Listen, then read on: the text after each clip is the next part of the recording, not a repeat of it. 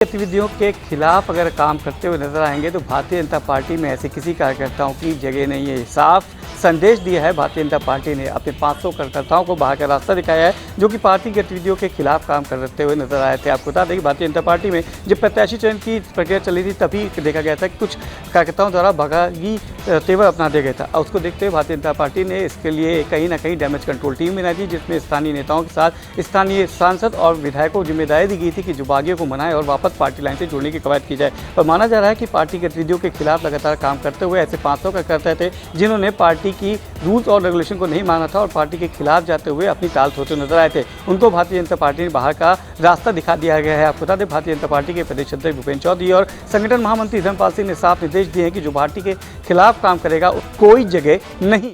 मुख्यमंत्री योगी आदित्यनाथ 2 दिवसीय दौरे पर आज उनके दौरे का दूसरा दिन रहा। खास तौर से आपको बता दें कि नगर निकाय चुनाव को लेकर के उत्तर प्रदेश के मुख्यमंत्री योगी आदित्यनाथ क्लीन स्वीप करने में लगे हैं। उनका यह नारा है क्लीन स्वीप किया जाएगा। खास तौर से गोरखपुर सहित पूर्वांचल के अनेक जिलों का वह लगातार नगर निगम चुनाव में चुनाव प्रचार करते नजर आ रहे हैं। साथ ही साथ भारतीय जनता पार्टी द्वारा किए कामों को जनता को बताने के लिए कार्यकर्ताओं को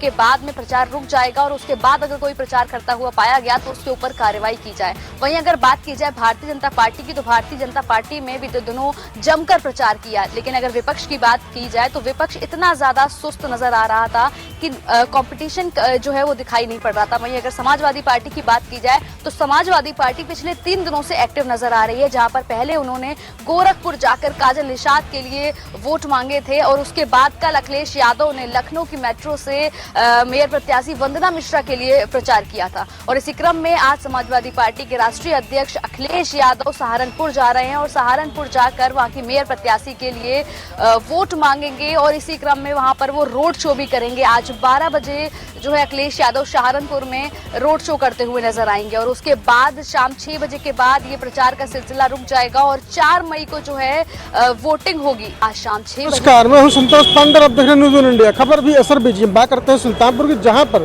नगर निकाय चुनाव का प्रसार जोर शोर से चल रहा है, जिसमें सभी प्रमुख पार्टियां, चाहे वो आम आदमी पार्टी हो, चाहे वो समाजवादी पार्टी हो, चाहे वो कांग्रेस पार्टी हो, चाहे वो अन्य पार्टियां हों, सभी ने अपने घोषणा पत्र में ये घोषणा कर रखा है, प्रचार कर रखा है कि जैसे वो कुर्सी पर बैठेंगी वो हाउस टैक्स माफ़ कर देंगी, वाटर टैक्स हाफ कर देंगी, बिजली बिल माफ़ कर देंगी। इस तरह से जुमलेबाजी दे रही हैं। इसी को देखते हुए सुल्तानपुर के विधायक व पूर्व मंत्री विनोद सिंह जी ने मीडिया से बात करते हुए बताया कि शायद इन प्रत्याशियों को ये नहीं पता है कि म्यूनसिपालिटी एक्ट में ये आता ही नहीं है। ये शासन स्तर का काम है और शासन स्तर से इसकी मॉनिटरिंग की जाती है। इसके लिए जनता कभी इनको माफ़ नहीं करेगी। ये कहते हुए उन्होंने कटाक्ष किया है कि जो अन्य पार्टियाँ हैं, सपा, बसपा, कांग्रेस, आम आदमी पार्टी, वो सिर्फ जुमलेबाजी कर रही है, झूठ बोल रही है, जिसका जनता से कोई सरोकार नहीं है। और जनता इनको न चुन करके सिर्फ और सिर्फ भाजपा को वोट दे, कमल को वोट दे और अपना अमूल मत कमल को दे करके और भाई मतों से जिताए उनको। यहाँ पीलीभीत जनपद में नगर निकाय चुनाव के लिए 113 अध्यक्ष पद के लिए प्रत्याशी पूरी तरह से मुस्तैद है। लगातार डोर टू अपने निकाय में जनसंपर्क कर रहे हैं। वहीं आपको बता दें कि पीलीभीत की नगर पालिका जो परिषद है, वहां पर बीजेपी से जो प्रत्याशी बनाई गई है आस्था अग्रवाल, उनके खिलाफ एक पोस्टर लगा हुआ है आवास विकास कॉलोनी में, जहां पोस्टर लगे हैं उन पर लिखा है कि बाहरी को भगाओ, देश की जो शहर की बेटी और शहर की बहू को जिताओ। वहीं विपक्ष का भी कहना है कि बीजेपी ने जिसको टिकट दिया है वो बाहरी है और जिन पोस्टर ये लगे हुए हैं उन पोस्टरों पे भी ये लिखा है कि बाहरी को भगाओ और जो हमारे शहर की बहू है, शहर की बेटी है, उसको जिताइए। तो आस्था अग्रवाल को बाहरी बताया जा रहा है, जिसको बीजेपी ने टिकट भी दिया है। वहीं विपक्ष के तंज कसने के बाद बीजेपी के जो जिला उपाध्यक्ष है राकेश सिंह, उनका कहना है कि आस्था भी शहर की ही बेटी है और उसको जिताना हमारी जो है प्रथम जिम्मेदारी है, क्योंकि बीजेपी इस समय बेहतर कार्य कर रही है। उत्तराखंड के मुख्यमंत्री पुष्कर सिंह धामी दिल्ली दौरे पर पहुंचे हुए हैं। इस दौरान उनकी मुलाकात कल प्रधानमंत्री नरेंद्र मोदी से हुई और 4 धाम यात्रा के बारे में प्रधानमंत्री को उत्तराखंड के मुख्यमंत्री पुष्कर सिंह धामी ने अवगत कराया कि अभी वहां पे क्या कुछ व्यवस्थाएं चल रही हैं। इसके अलावा बाबा केदारनाथ का प्रसाद भी प्रधानमंत्री को उत्तराखंड के मुख्यमंत्री पुष्कर सिंह धामी ने भेंट किया। आज उत्तराखंड के मुख्यमंत्री पुष्कर सिंह धामी ने उत्तराखंड प्रभारी और भारतीय जनता पार्टी के राष्ट्रीय महासचिव दुष्यंत कुमार गौतम से मुलाकात की।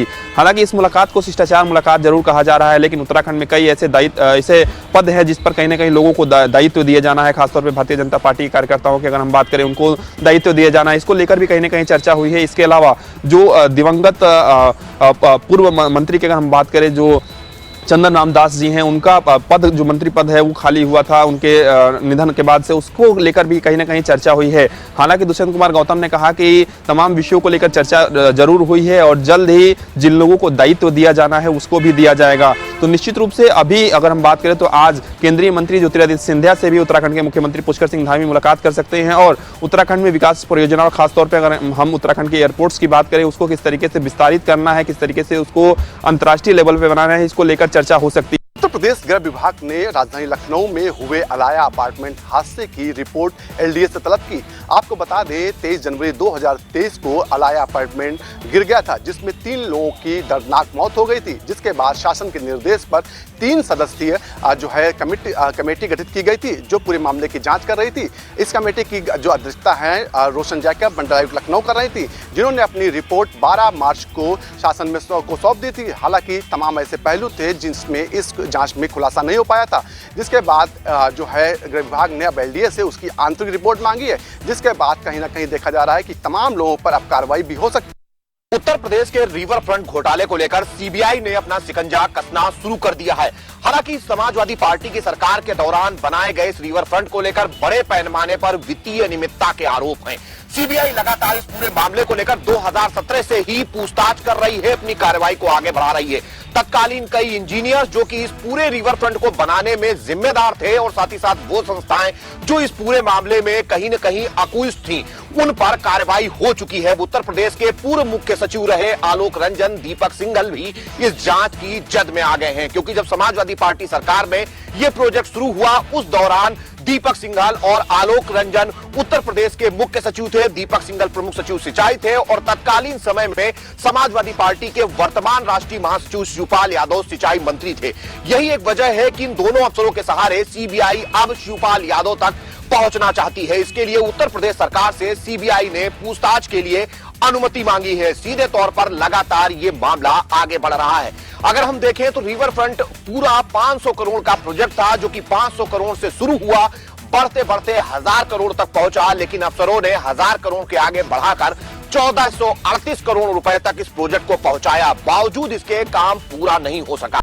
सिंचाई विभाग की जमीन पर अंसल ने अवैध तरीके से वहां पे इमारत बना रखी थी, जिसके बाद से लगातार इस पे विवाद बढ़ता चला गया। सिंचाई विभाग ने हालांकि उस जमीन को जरूर ध्वस्त कर दिया था, लेकिन उसके बाद से मामला हाईकोर्ट पहुंचा था। हाईकोर्ट में पैरवी होने के बाद से मामला लगातार उछलता गया, जिसके बाद से सीबीआई जांच ने हाईकोर्ट ने निर्देश दिए थे। हाईकोर्ट के निर्देश देने के बाद सीबीआई जो है एलडीए में पहुंच करके वहां अहम दस्तावेज एकत्र कर रहा है, यानी कि सीबीआई ने लगातार उस पर जांच प्रक्रिया तेज कर दी है और इसी मामले करके उनके मानचित्रों को देखा जा रहा है। इसके साथ ही साथ उन अधिकारियों से पूछताछ की जो अधिकारी पूरी तरीके से इस मामले में संलिप्त है, यानी कि जिस तरीके से सीबीआई की जांच अहम भूमिका निभा रही है, उससे कई ऐसे अफसर होंगे जिन पे संदेह की सुई जो है घूम सकती है। और ऐसे में सीबीआई लगातार इसकी जांच जो है बहुत तेजी से करता नजर आ रहा है। लगातार एलडीए के अफसरों से और उनकी चीजों को, दस्तावेजों को खंगोल महाठग संजय शेरपुरिया की मुसीबतें बढ़ती हुई नजर आ रही हैं। जिस तरीके से यूपी एसटीएफ ने संजय शेरपुरिया को गिरफ्तार किया था,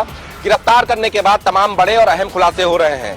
एसटीएफ की पूछताछ में पता चला है कि गौरव डालमिया से 5 करोड़ रुपए की रकम संजय शेरपुरिया ने अपनी कंपनी में ट्रांसफर कराई थी। अभी तक जांच पड़ताल में सामने आया है कि संजय शेरपुरिया ने 5 कंपनी बनाई थी, जिसमें संजय शेरपुरिया के साथ उनकी पत्नी शामिल है। अब देखना होगा कि संजय शेरपुरिया को जब रिमांड पर लिया जाएगा तो तमाम और खुलासे हो सकते हैं, क्योंकि जिस तरीके से भारतीय जनता पार्टी के वरिष्ठ नेताओं की फोटो का इस्तेमाल करके उनको अपना